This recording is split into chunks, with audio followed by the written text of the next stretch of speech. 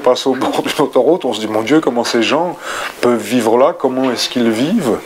Et Ursula a eu cette bonne idée de mettre la caméra de l'autre côté et de la mettre à l'intérieur d'une maison et de voir ce qui se passe chez ces gens qui vivent au bord d'une route.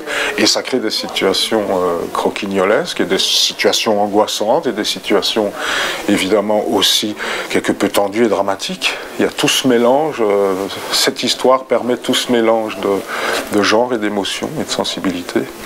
Cette fois, ils arrivent. Et alors? Bah alors quoi, depuis qu'on est installé là, on dit que ça va ouvrir. Marthe. Quoi? Tu vois bien que si elle regoudronne, c'est plus qu'une affaire de jour, non? Mais ça veut rien dire. Elle a déjà été goudronnée une fois, et puis quoi? Il s'est rien passé. Ça fait 10 ans que c'est comme ça. Écoute, on va pas recommencer, non?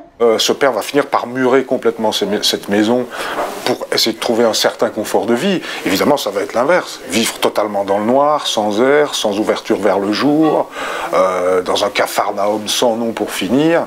Bah, tout le monde part un peu dans quelque chose de la folie. Alors c'est une fable aussi, mais qui reste très sensiblement humaine et avec beaucoup d'humour, moi je trouve. C'est ça qui me plaisait aussi.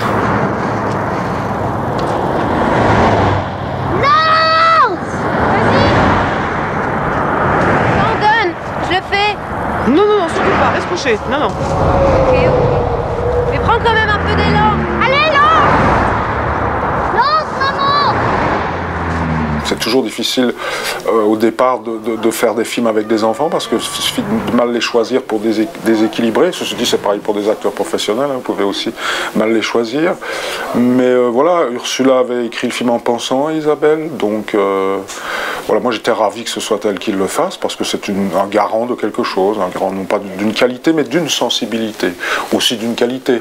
Mais on ne fait pas que des films que pour... Si, bon, on espère qu'ils soient bons, mais on fait aussi pour la sensibilité, pour l'univers du réalisateur, pour la rencontre avec les autres comédiens, c'est important aussi. C'est son premier long métrage et je pense que c'est un peu bateau de dire une cinéaste aînée, mais c'est suffisamment rare. On a des gens qui font des premiers films, ils font des très bons premiers films, mais où on sent une influence, une école, une influence, un formatage d'eux, même si c'est un bon formatage, c'est sûr qu'on a tous des influences, mais là il y a vraiment quelqu'un qui a une vraie singularité, quoi. Tu vas pas nous faire déménager quand même, on irait où, on ferait quoi?